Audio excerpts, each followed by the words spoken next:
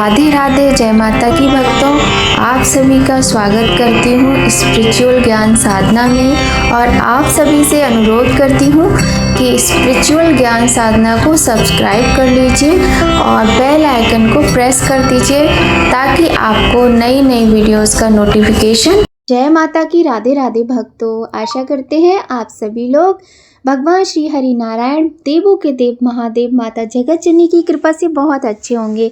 इसी कामना के साथ आज की वीडियो का भक्तों प्रारंभ करते हैं। हम सभी लोग जानते हैं कि माघ का पावन महीना चल रहा है और बहुत ही कथा में आनंद आने लगा है। जो कथा शुरू हुई थी और वो कथा जैसे जैसे आगे बढ़ रही है तो कथा और अधिक रुचिकर लग रही है। बहुत अधिक ज्ञानवर्धक कथाएं हैं, जो बातें हमें नहीं पता होती हैं, जो हमें हमारी दादी नानी सुनाया करती थी, जिनको सुनने के लिए आज लोगों के पास समय नहीं है तो कुछ लोगों के पास ऐसे बुजुर्ग लोग नहीं हैं जो कि इस तरह का ज्ञान का मार्ग प्रशस्त करें। तो इसीलिए इन कथाओं को अवश्य सुनिएगा। भगवत प्राप्ति के लिए कथाओं को अवश्य सुनिएगा, पुण्य प्राप्ति के लिए कथा को अवश्य सुनिएगा। आप सभी से अनुरोध है, बहुत ही प्रेम और श्रद्धा के साथ कथा का श्रवण करें। बहुत ही सुंदर कथा है, जीवन से पापों को मुक्त करने वाली। तो भक्तों आइए प्रारंभ करते हैं बहुत ही सुंदर माघ मास की कथा, जो कि है आज 25वें अध्याय की। महीना पूरा होने वाला है, कथाओं का सिलसिला भी पूर्ण होने वाला है। तो आइए भक्तों प्रारंभ करते हैं आज की कथा।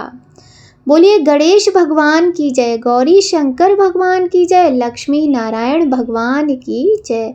श्रीमन नारायण नारायण नारायण, लक्ष्मी नारायण नारायण नारायण, भजमन नारायण नारायण नारायण, सत्य नारायण नारायण नारायण, श्रीमन नारायण नारायण नारायण।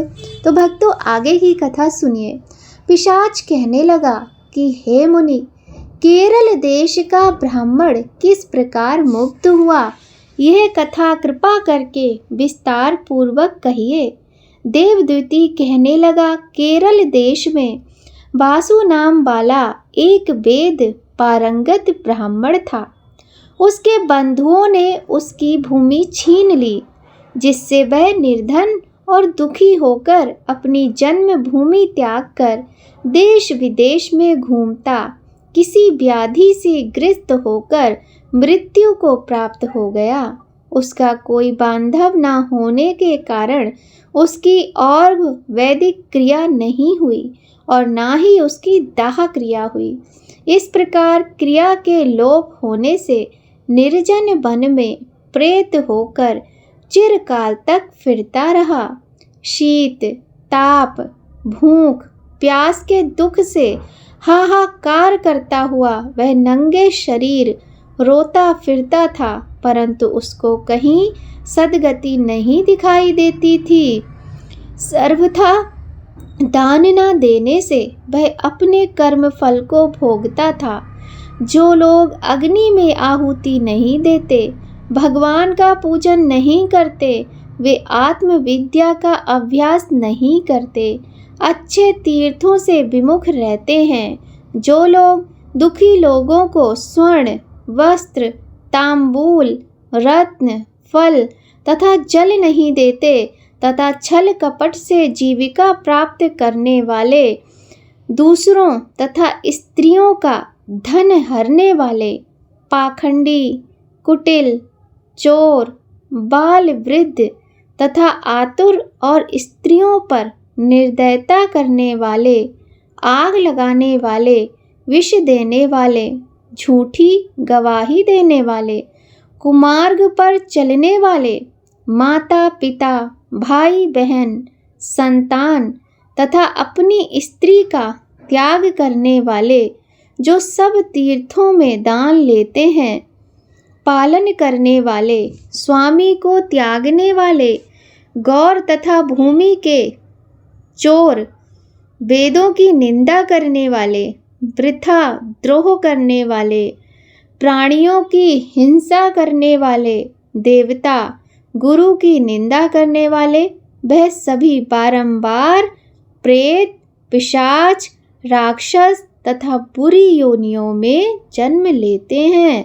अतएव बुरे कर्मों से बचकर धर्म के कार्य तथा यज्ञ, दान और तप आदि करने चाहिए, क्योंकि कर्म फल अवश्यमेव मिलता है। इस प्रकार प्रेत की गति देखकर पाप कर्म कदापि नहीं करने चाहिए। ब्राह्मण कहने लगा कि इस प्रकार उस केरल ब्राह्मण ने उस पर्वत पर अधिक समय व्यतीत करके एक मार्ग में एक पथिक को देखा, जो 2 गगरियों में त्रिवेणी का जल लिए हुए था। आनंद पूर्वक भगवान के चरित्र का गान कर रहा था। प्रेत ने उसका मार्ग रोककर कहा कि तुम डरो मत, इस गगरी का जल मुझको पिलाओ, नहीं तो मैं तुम्हारे प्राण ले लूँगा। देवदूती कहने लगा कि दुखी, दुर्बल, नंगे, मुरझाए हुए तुम कौन हो? पैरों से पृथ्वी को स्पर्श न करके चलते हो। लोमश जी बोले, प्रेत यह वचन सुनकर कहने लगा कि मेरे ऐसा होने का कारण सुनो। मैंने कभी ब्राह्मणों को दान नहीं दिया, अत्यंत लोभी, क्रियाहीन, दूसरे के अन्न से पलने वाला था। मैंने कभी किसी को भिक्षा नहीं दी, ना दूसरे के दुख से दुखी हुआ। प्यासे प्राणियों को मैंने कभी जल नहीं पिलाया। मैंने कभी छाता जूता दान नहीं किया, ना किसी को जल का पात्र, पान या औषधि किसी को दी। ना मैंने अपने घर में कभी किसी अतिथि को ठहराकर उसका सत्कार किया।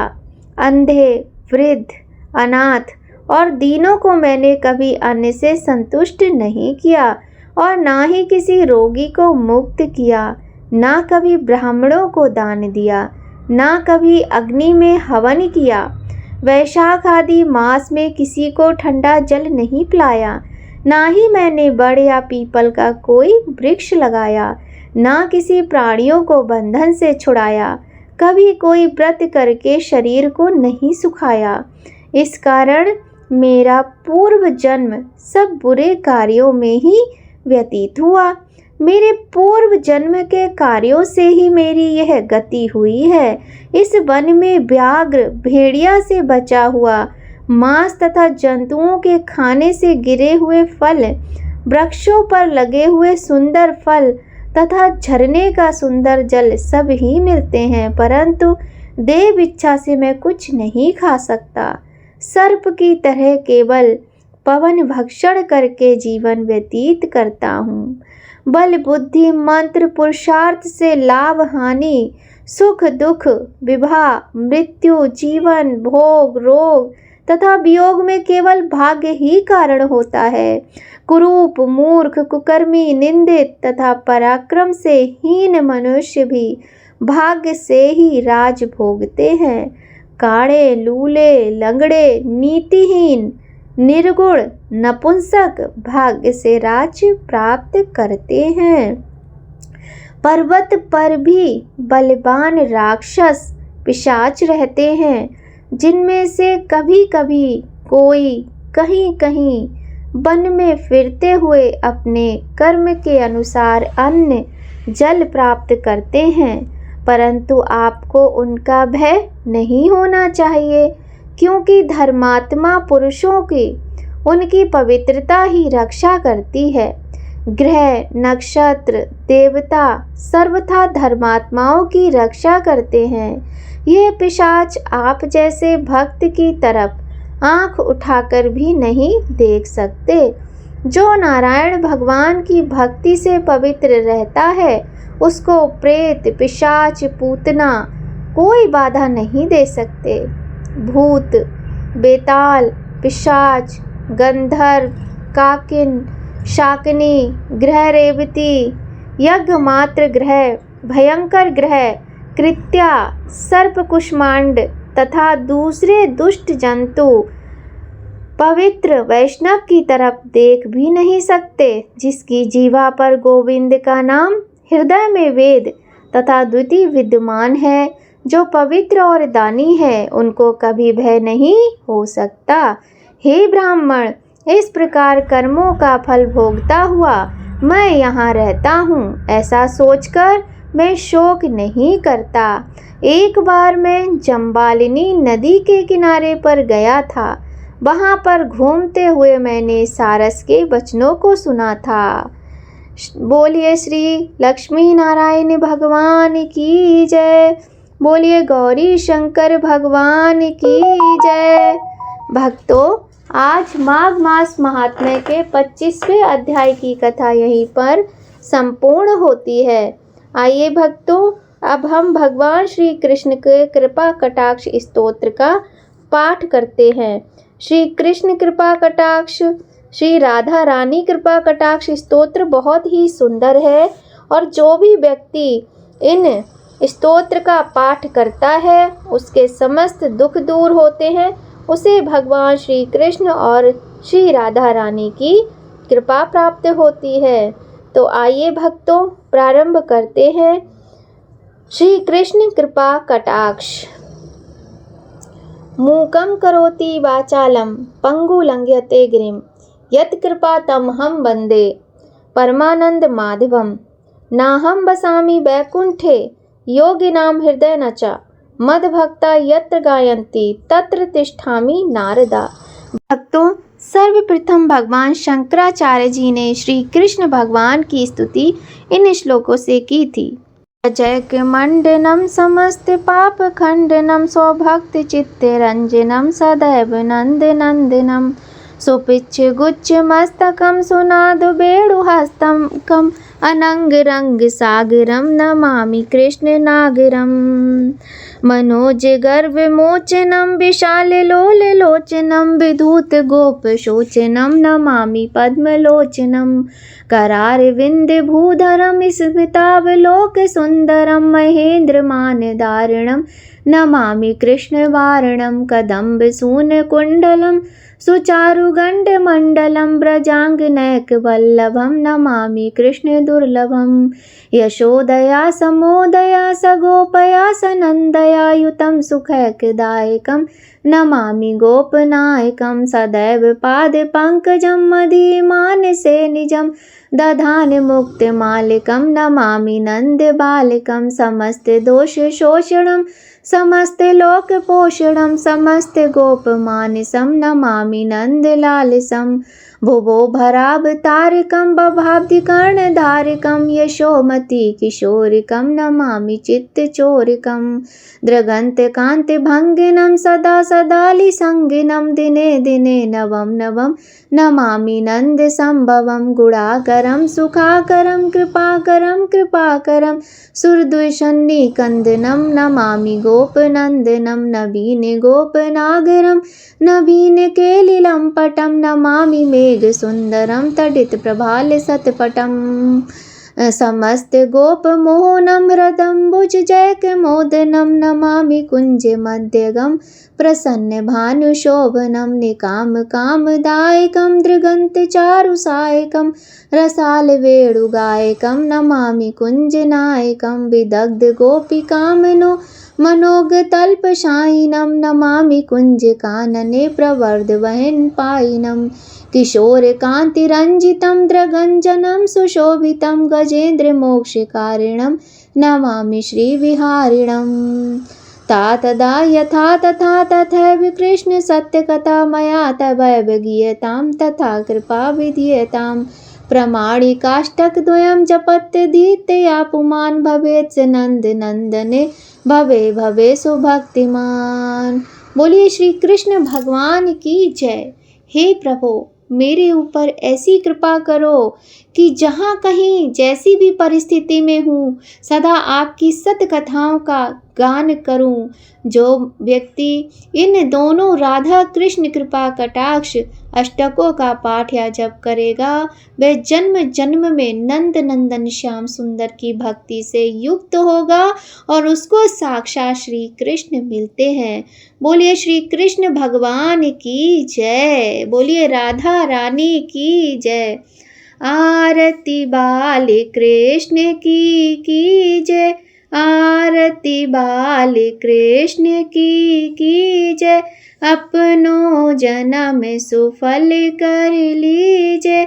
आरती बाल कृष्ण की कीजय, श्री यशोदा को परम दुलारो, बाबा की अखियन को तारो, गोपियन के प्राणों से प्यारो, इन पर प्राण निछावर कीजे। आरती बाल कृष्ण की कीजे, अपनो जन्म सुफल कर लीजे। बलदाऊ को छोटो भैया, कनुआ कलुआ बोले मैया, परम मुदित मन लेत बलैया, ये छब नैनन में भर लीजय। आरती बाल कृष्ण की कीजय, अपनो जन्म सफल कर लीजय।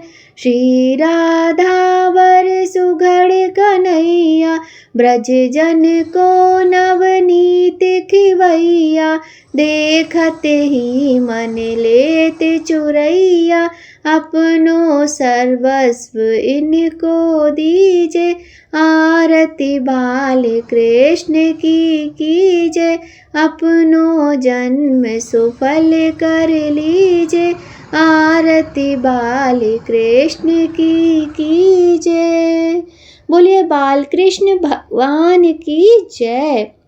भक्तों, आज की वीडियो में बस इतना ही। बहुत ही सुंदर माघ मास महात्म्य की कथा के साथ श्री कृष्ण कृपा कटाक्ष और बाल गोपाल की आरती के साथ आज की वीडियो यहीं पर संपूर्ण होती है। हम अपनी वाणी को विराम देते हैं। भक्तों, मिलते हैं आपसे बहुत जल्द नई कहानी, नई जानकारी के साथ नया वीडियो में।